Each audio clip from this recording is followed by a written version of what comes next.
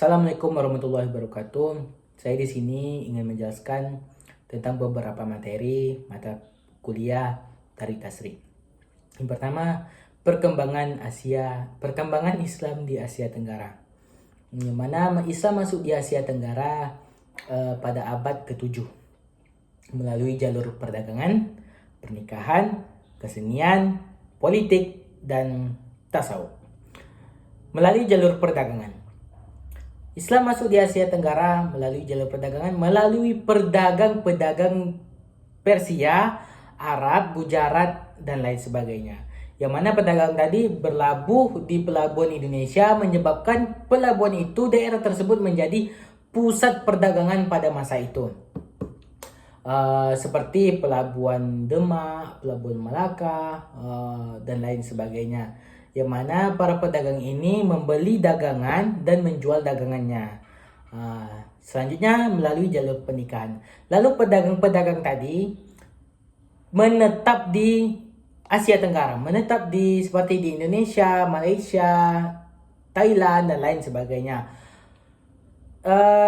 Misi utamanya adalah ingin melakukan pernikahan, ingin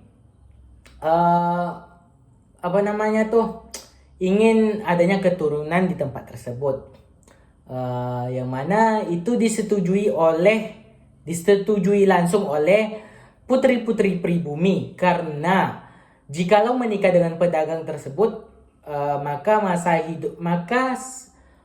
jaminan hidupnya sudah terjamin, maka sudah terjamin hidupnya. Nah, seperti pernikahan Dewi Chamka, pernikahan Sultan Aceh dan lain sebagainya, anak Sultan Aceh dan lain sebagainya. Yang selanjutnya melalui jalur politik. Ini biasanya terjadi pada raja-raja pada masa itu, yang mana raja-raja tersebut membangun infrastruktur, lalu raja tersebut mempromosikan Islam, dan biasanya raja tersebut terlebih dahulu masuk Islam dan mempromosikannya. Yang selanjutnya itu jalur tasawuf. Jalur tasawuf ini itu para ulama, para pedagang yang ulama waktu itu menjadi pembimbing spiritual, menjadi pemuka waktu itu, mendirikan pesantren, dan membimbing agama. Yang keempat itu jalur kesenian. Jalur kesenian ini yaitu mereka memperagakan, mereka menarikan, mereka ini segala macam untuk menyebarkan Islam di Indonesia. Seperti hikayat, tarian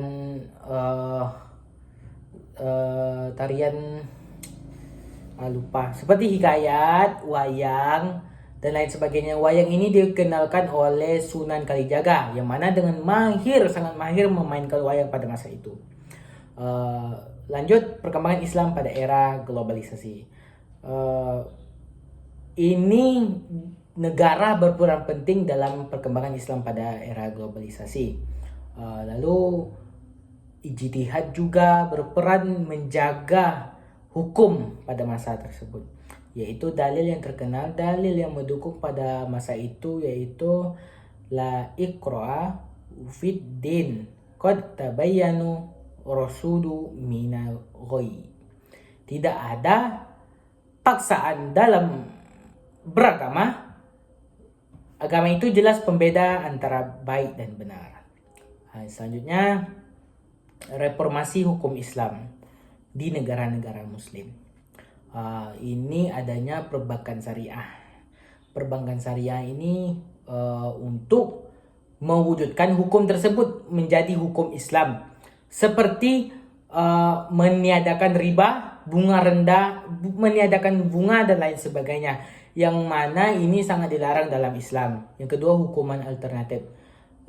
Hukuman alternatif ini supaya menyelaraskan masyarakat Islam, supaya menjadikan Islam itu agama yang indah. Seperti hukuman gotong royong, hukuman alternatif. Jadi hukum ini, misalkan hukuman dia mencuri, tapi berdasarkan koridornya ya. Lalu pembatasan hukuman mati. Ini seperti di penjara dan lain-lain sebagainya.